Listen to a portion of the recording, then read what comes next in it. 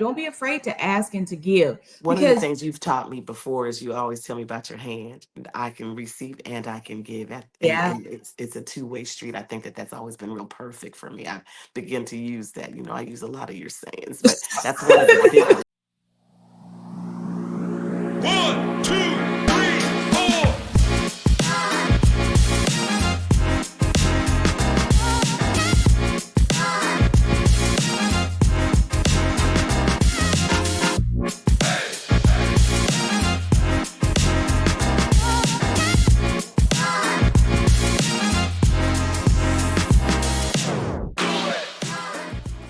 I'm Michelle, I'm Caramel.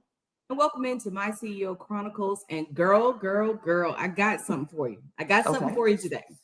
I was watching a video of a girlfriend of mine out of Atlanta, Georgia. She's an agent and a sharp chick. I'm talking sharp. And she made a post about sometimes we think the information we need is outside of the room that we're in.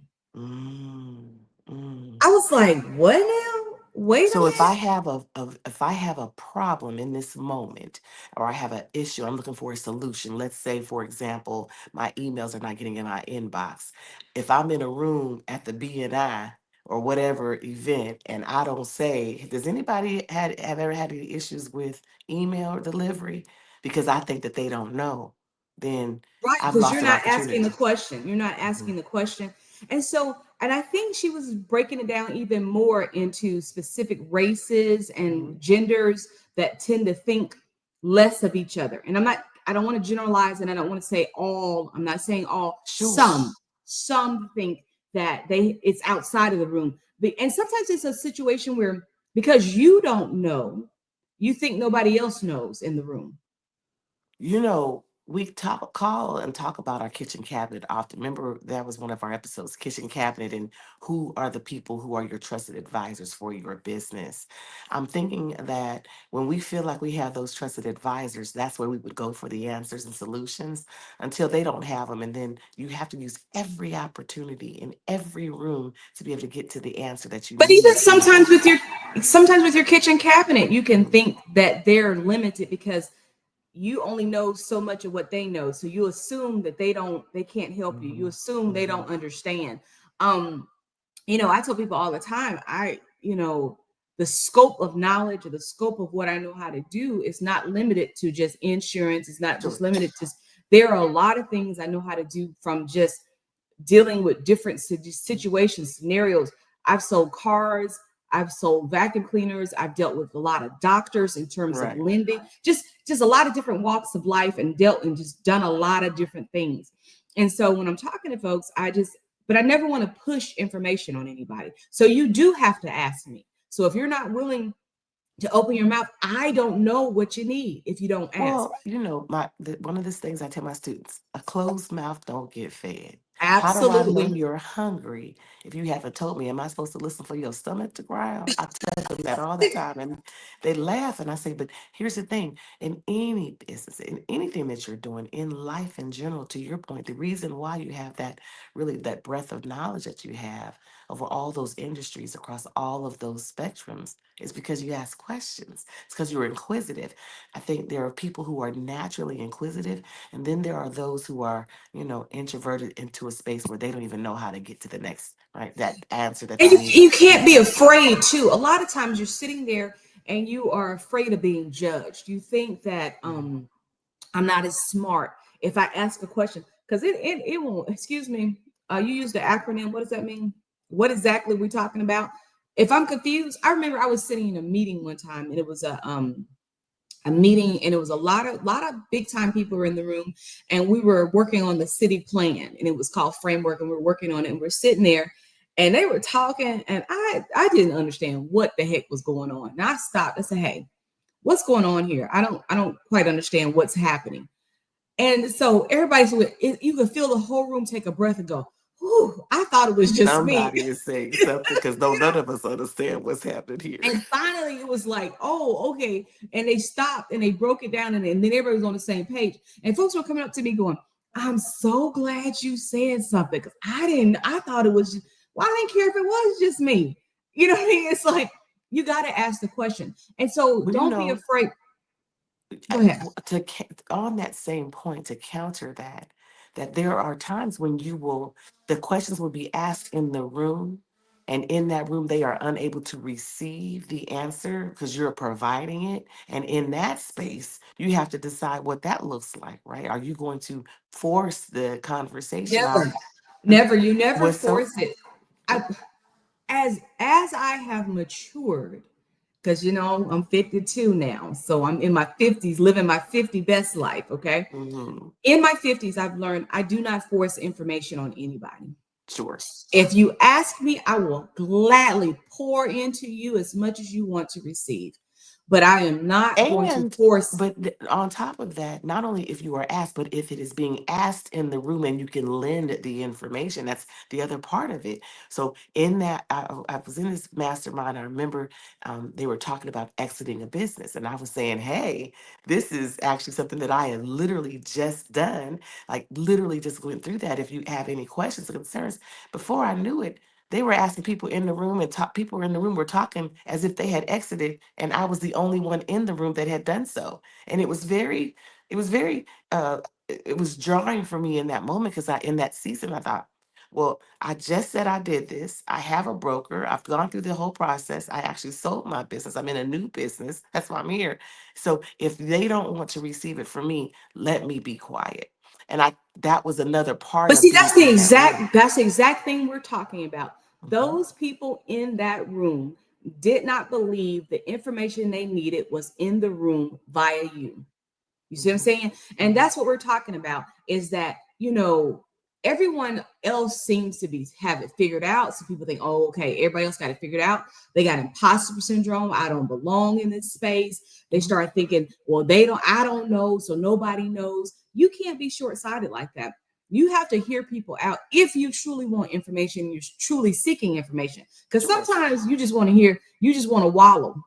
You know what I mean? You just want to wallow in it and you don't want to ask. But the information is in that room. And like you said, a closed mouth doesn't get fed. If you don't ask the questions, then you won't get the answers. You And know, sometimes there are people around you that have been through it with you.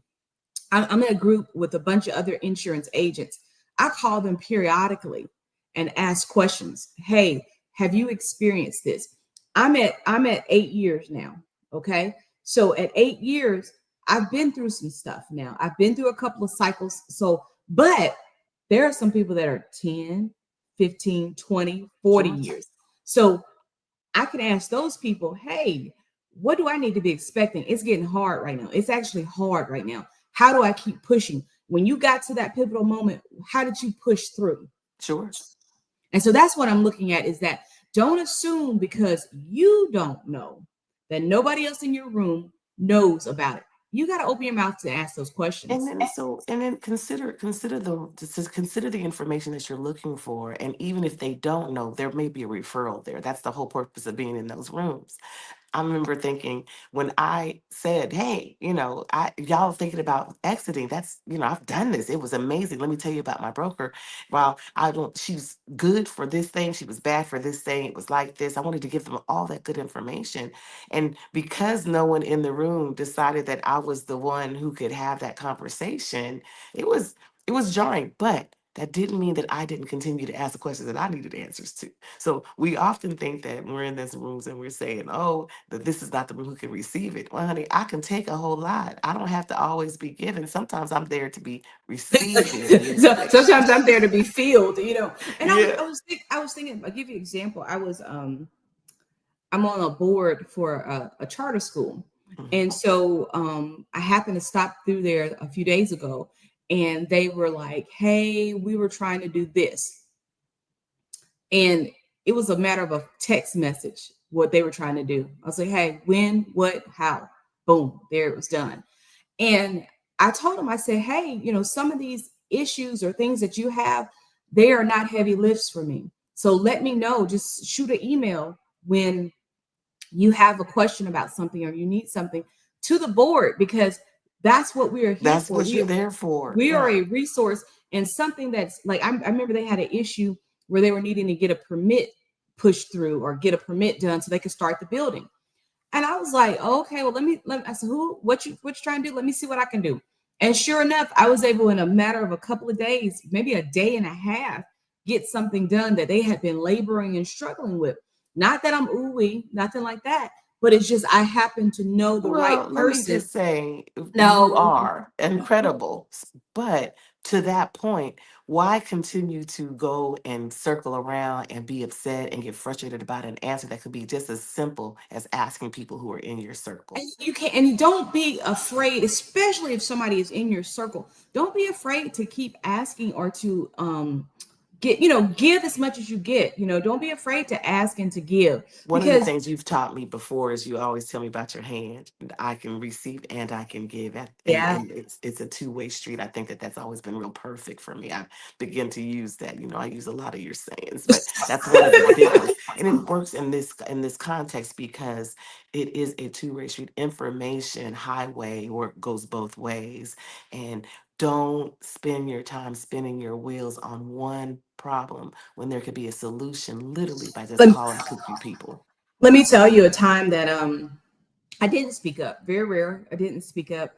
I wanted to purchase an additional agency, another agency.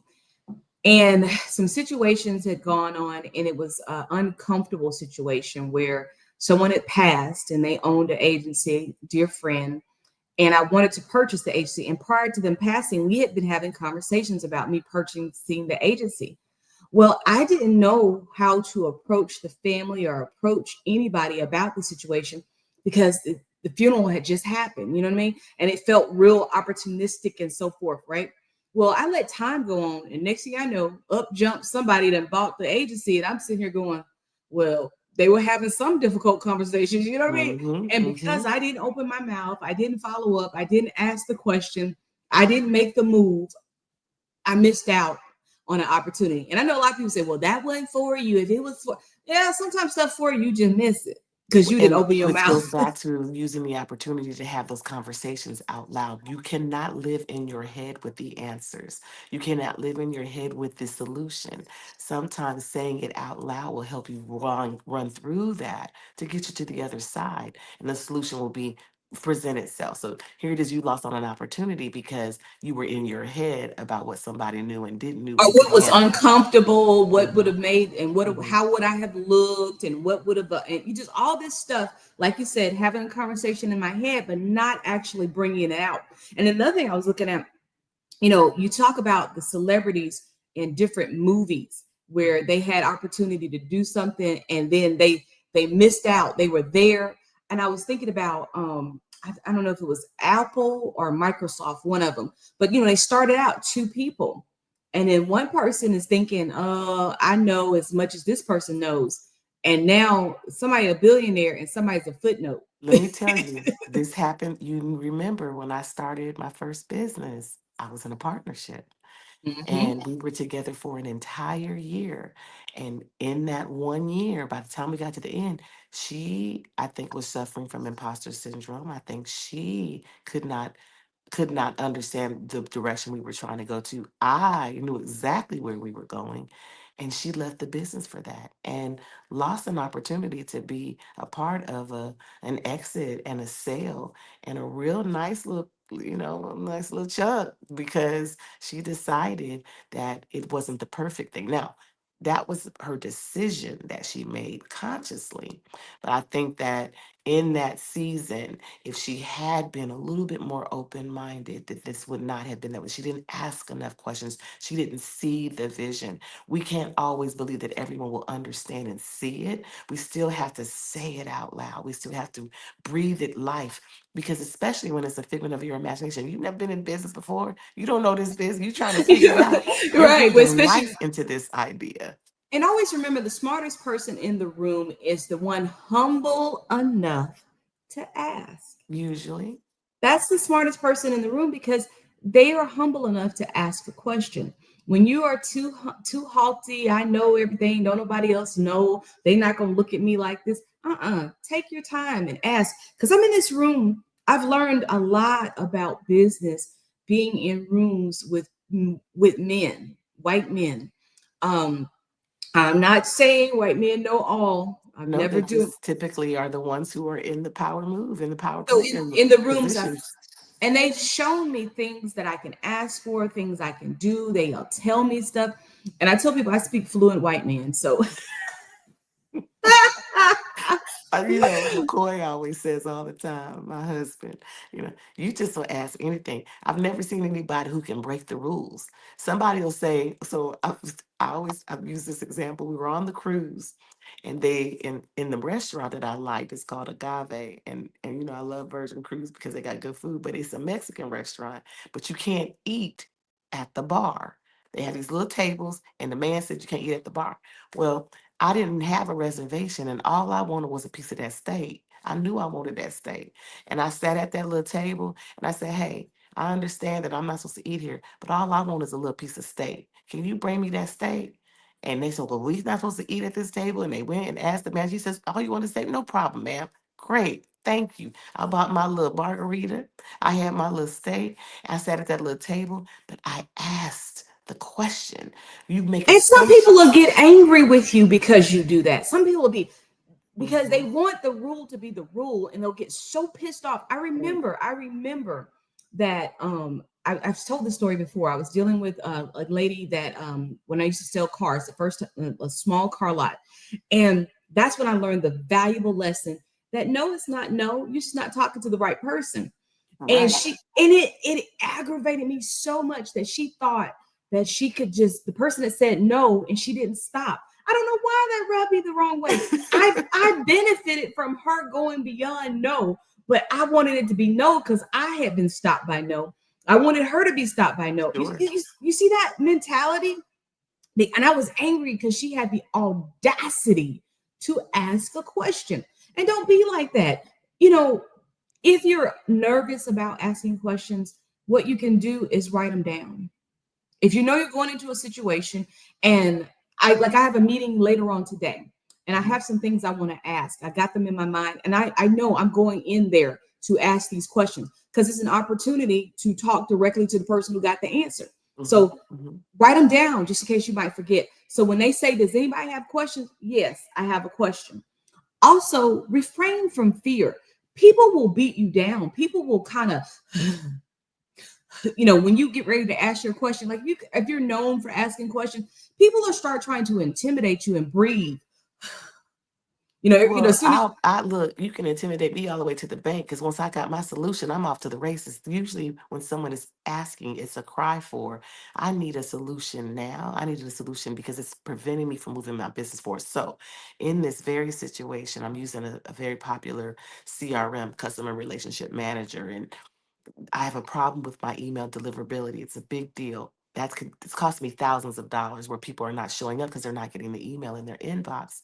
So this is another crowdsource the problem, meaning different rooms ask it the question in different rooms for the solutions that they have. You'd be surprised at how many times you'll get a concerted answer and like, this got to be the answer. I tell my students, I call it the 2 of 3 rule. Mhm. You ask 3 people the same question, 2 people pretty much are going to be similar in answer. The other person's going to be a little bit out there, like, okay, that didn't match what the other 2 people said. If you get all 3 answers that are different, add 2 more.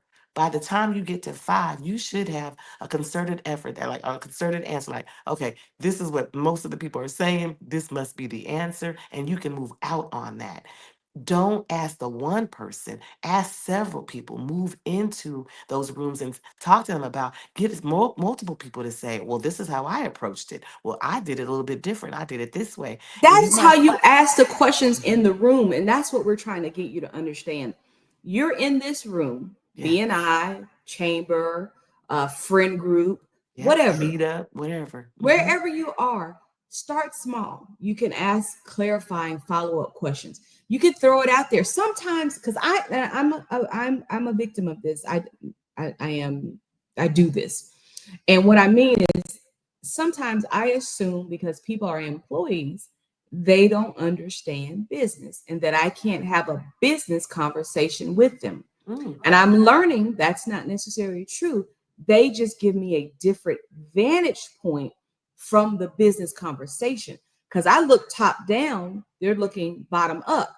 Not I'm higher or lower, just meaning I'm the owner, whereas they are the employee. Mhm. They can give me information about the mindset of an employee when you make a move. As they are telling me what their employers are doing, I understand why the employer may be doing what they're doing. But when they give me their employee viewpoint or vantage point, Mhm. it helps me to understand now, okay, that's why my people that work with me responded the way they responded. Um, so you have to be mindful. Every room has value. A You see what I'm hundred saying? percent. And so find a mentor, a peer that encourages connection. You see what I'm saying? There's somebody in that room that you can connect with. Everybody looking for somebody. I remember we just had a recent meeting. There's a new young man who's in insurance and in my area. And so we were at the big meeting. And so I immediately said, hey, come sit with me. Not that I'm anybody for him to sit with, but having somebody is better than nobody. And Hundred when you're percent. sit and when you're sitting with somebody, other people find you attractive and will come to you and try to talk to you. But when you by yourself, they will leave you by yourself. So And that is how you feel comfortable to be able to speak and have conversation. You find somebody, sit next to them, smile, and you ask questions amongst the small group first. Float it out there amongst the people right next to you. They might say, oh, that's a good question. You should ask that. Or they may be able to answer it while you're sitting right there. Or they may say, hey, that's a good question. Ask it. And then ask it out openly. You see what I'm saying? You got to have build confidence, but just know it's not always outside of the room. 100%. I love that. You love that? I Oh, do. that was sweet. Sometimes you can be sweet. And then the last thing I will leave you with some different thought points. Create your own room. Mm. Create your own room where you Well, feel you safe. already I know think that's I think you know a little bit about that, right? listen, one of the things that I'm recognizing now is the rooms that I've created or have been in are wonderful, but I'm calling it the next room, my next iteration of what business looks like for me. And in that next room, it is for exactly what we're talking about a woman who has found success and feels a little lost and wants to find the other people that can be in the room with them that feels comfortable and a safe space to have conversation. I think there are a lot of times when there are hostile environments. I know you do speak fluent white man and you're in those rooms and it's wonderful and you get a lot of I information, did wait. I didn't say it was wonderful. I but said you I speak and fluent you white man. and you navigate very well in that room. But That, but I didn't sometimes you say just it's wonderful. I uh, just want to make it right. because Let me take that hear what back. hear what I'm saying. Let me I've take learned to operate in these conditions and in these rooms, but I am very interested in what you're talking about. The next room where I don't have to. So what I did is I created a room where I felt safe to speak and have I can be comfortable in, and I don't have to speak fluent. I can speak Michelle. I love that. I love that for us. Awesome. Good But talk. it's no figure out. You finish your statement. You were talking about the next room No, and I what it think looks I like. think what I'm ultimately what it is about the next room being a place of where it's comfortable to have the conversation and really getting good information from every vantage point, and that all of us can add value in that room and take those things away and use them. The other part about the responsibility of being in the room and receiving information is also being able to execute when you found the answer. And so it's not enough to be in the room and just be an observer. You've got to be in the room and observer, and then you've got to execute what you found out. That is what leads you to the next room and the next room beyond that. Before you know it, you'll be in rooms thinking, how the heck did I get here? It's because you asked the questions in that initial room. And I will say this too: if you are the leader of a room full of people, I feel like it's your duty to facilitate other people being comfortable. A lot of times I'll call on people and I go, hey, Karamel, I feel you have anything you want to add or question? And the people be sitting there, all of a sudden they'll say these brilliant things or they'll ask these questions, and you're like, well, so you weren't gonna say anything and you had all that sitting there. So I think it's a thing that you have to do to make people feel comfortable. So next time you're in a room, encourage people if they have a question. Don't just do the blanket. Anybody got a question? And wait to say, Be okay, no question. specific. Hey, you. I know you sitting there, Janice. You've been quiet all. You understand everything, Janice. Oh, yeah. Okay, no problem. So that's what I would say this week. Your challenge is to ask the question and then wait for somebody to answer. Find somebody to answer that question, that burning question that you have, and then find somebody to answer it in a room that you're already in. Find that person that has the knowledge that you need that's already in your circle. It's not always outside of your circle. Sometimes it's Mhm, right there and you're waiting and you don't utilize what you have. mhm. I love it. I love it, best friend. Love it too. Best friend, I've enjoyed this time with you as always. Girl, bye, girl. Love you, best friend. Love you.